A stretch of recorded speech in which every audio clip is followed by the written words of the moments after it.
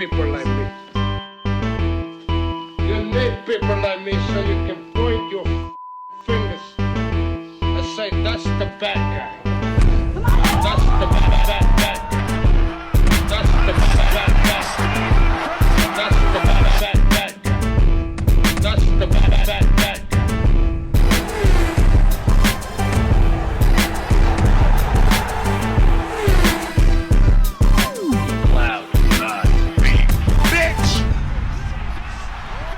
Welcome to the motherfucking relay. We're covering today's top boxing news. Ow!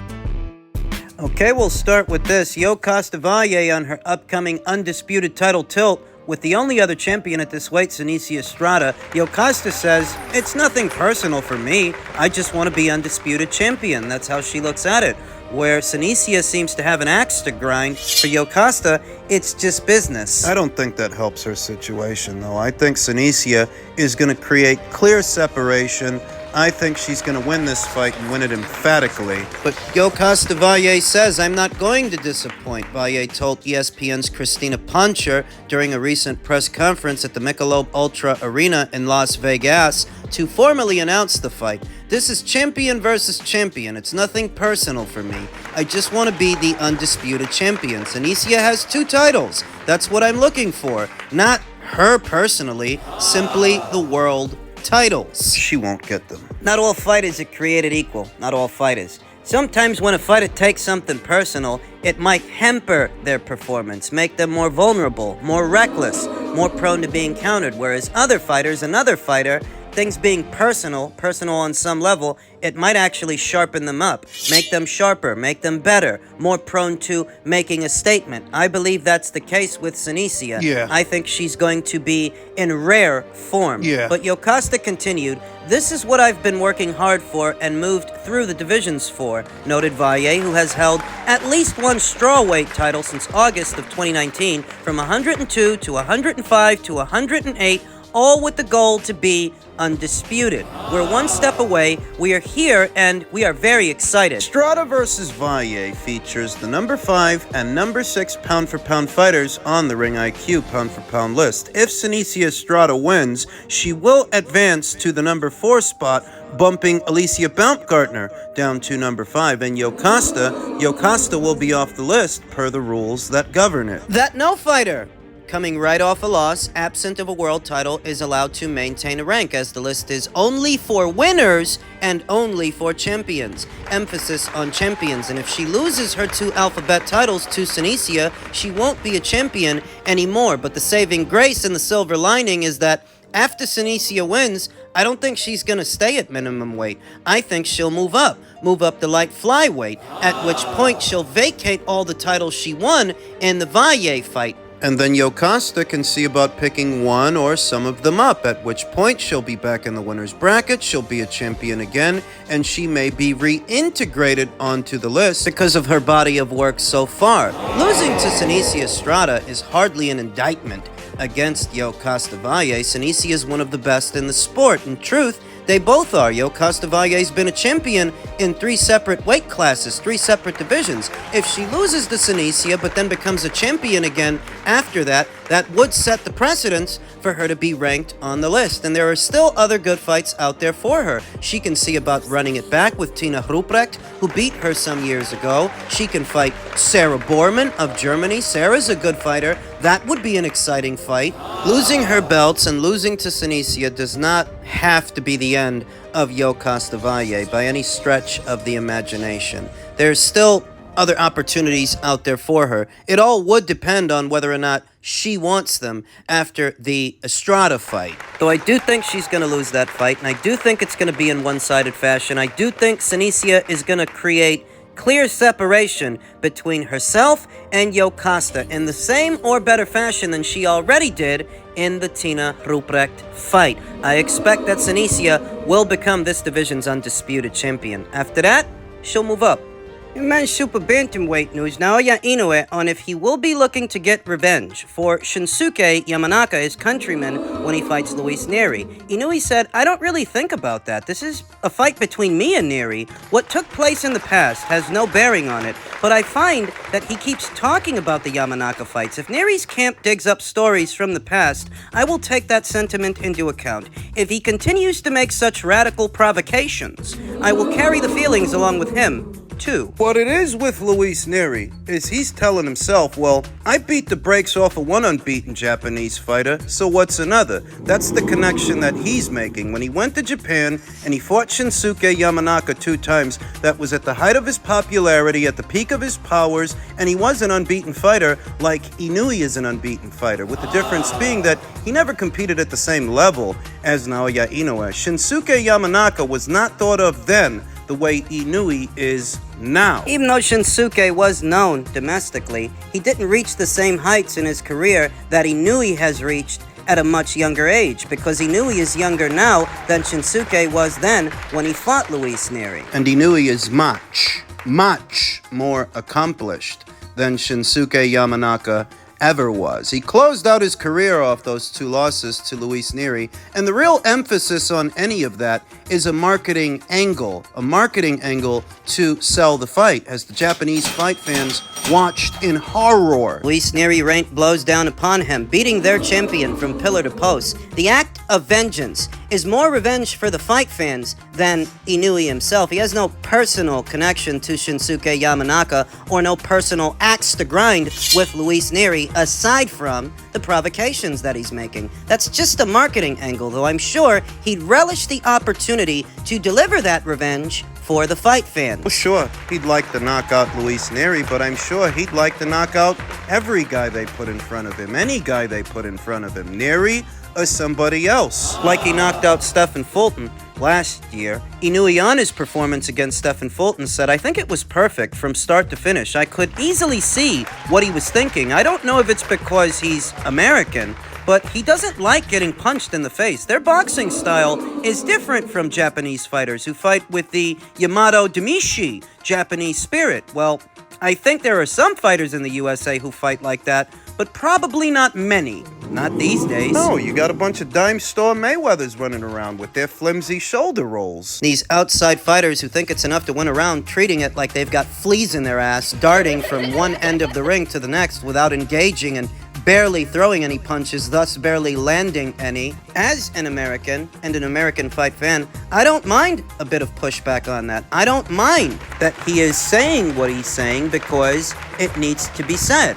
For too long now, people in the West, they've grown arrogant and dismissive of other fighters that hail from other nations and other regions, from other countries, thinking that America has all the best fighters. not realizing that we're not dominating the amateurs the same way that we used to. We're not winning gold medals anywhere near as frequently as we did in previous eras. And in the modern era, in the pro ranks, we don't dominate all these divisions. We don't dominate all these weight classes. I mean, what? Who's the best guy we've got at 118? Or 122?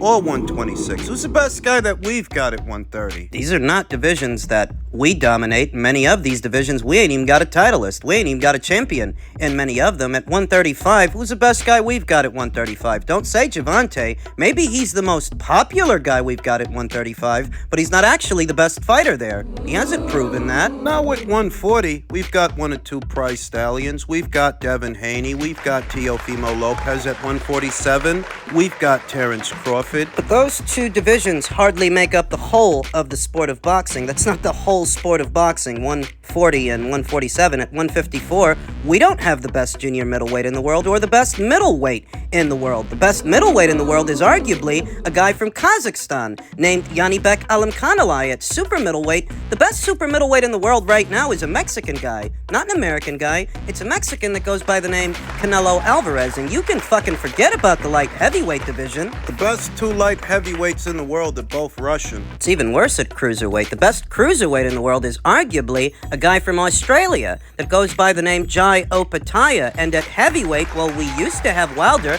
but when was Wilder the best heavyweight in the world? He was never undisputed. He was never Ring Magazine or Lineal. Currently, the titles are split between a Brit and a Ukrainian. If you take a head count across all these different divisions, what you'll find is that most of them aren't dominated by Americans, and in the vast majority of them, there is no American champion. There's no American champion at light heavyweight, cruiserweight, or heavyweight. Thus, the arrogance that foreigners often find from the people in the West is largely unwarranted and all predicated on previous eras of boxing and not this one. It needs to be said. Let's get more specific. Inoue said, in reference to Stephen Fulton, I could easily see what he was thinking. I don't know if it's because he's American, but he doesn't like getting punched in the face. Their boxing style is different from Japanese fighters. To what specifically was he referring to? What does Naoya Inoue mean? And what I think he means is defensive fighting. Defensive fighters, i.e., pure boxers, a base style that was popularized by Americans, even though it's not uniquely American. We didn't invent that. We may have popularized it, but we didn't invent it. No. In previous eras of boxing, you had defensive fighters, pure boxers like Nicolino Loche of Argentina, dubbed El Intocable. The untouchable one, because he was a defensively minded fighter, mid-range to inside in the pocket. He was very slippery in the pocket. In previous eras of boxing, you had outside fighters and movers, jabbers, like Kirkland Lang of the United Kingdom. More modern eras of boxing, you had fighters like Bernard Hopkins and Andre Ward. Floyd Mayweather, of course, who I think popularized defensive fighting more so than anyone before him. He popularized it, but he didn't invent it. In these days, there are any number of pure boxers running around from all corners of the world. I mean, Sky Nicholson of Australia, she's a pure boxer. Sonny Edwards, Lerone Richards, Maxie Hughes of the United Kingdom, they're pure boxers. They're defensive fighters. And Dmitry Bivol of Russia, some might call him a pure boxer, if nothing else, defensively minded. Some might say that. So defensive fighting, it's not uniquely American, even though it was popularized by Americans. So when Naoya Inoue makes this association to a Stephen Fulton, that would be the why, and that would be the reason that he says he resents being hit, perhaps more so than many others. In a general sense, it's defensive fighters that resent being hit. More than boxer punchers, especially more than pressure fighters, defensive fighters, pure boxers, they really do try to minimize the damage. they're so defensively minded, they at times sacrifice rounds just to stay out of the pocket, just to stay out of trouble, like Jermaine Ortiz did this past Thursday. So to an Inoue, it may seem like defensive fighting is uniquely American, but it has more to do with the fighter's base style than where the fighter is from, because defensive fighters, pure boxers, they come from all over the place. And that's not even saying that because of Stephen Fulton's defensive style, Inoue has a low opinion of all American fighters. He doesn't. He has a high opinion of Gervonta Davis. He said that he should be ranked higher on the pound-for-pound list. That one really surprised me because Gervonta is one of the most protected fighters I've ever seen. Oddly enough, he has a high opinion of Gervonta Davis, and not just Gervonta, but Terence Crawford. In Inoue's humble opinion, Terence Crawford is the number one pound-for-pound fighter in the sport, not himself, in spite of what fight fans might argue that Inoue is number one now. To Inoue, Terence is number one. So you see what I mean? That when he recaps his fight with Stephen Fulton and what he observed, that's not to suggest that he has a low opinion of all American fighters, just the really cagey ones, the really careful ones. Daisuke Zaguria, the notable Japanese sports journalist and contributor for Ring Magazine, gauged Inoue's thoughts on being compared to Terence Crawford. And Inoue said, compared to a few years ago, I feel the importance of each fight even more. Terence is number one on the pound-for-pound rankings, and I've reached a position where I'm compared to fighters like him every time I fight. So I feel the weight and importance of each fight as I go through them. So then how do you reconcile his praise of Terence Crawford, his praise of Gervonta Davis, with his comments about some careful, cagey American fighters and that careful American style? American fighters tend to pride themselves on their defensive prowess, these defensive specialists like Stephen Fulton, like Caleb Plant, but that's not to suggest that every American fighter is a defensive fighter. Teofimo isn't. David Benavidez isn't. He still associates it with Americans, though. Americans associate it with themselves, looking down on Latin American fighters and British fighters, Asian fighters. American fighters tend to look down on many of their foreign counterparts. American fight fans are the same way, on the predication that America tends to produce more defensively sound fighters, at least in their opinion, than some other territories. Maybe the American fighters are a bit more defensively sound, but the other fighters are more offensively sound. Maybe there are a good number of American fighters that do specialize in defense, but the Mexican fighters, they specialize in offense. And offense is just as, if not more important than defense, because you're not going to win a title most of the time just sidling along the ropes and being defensive.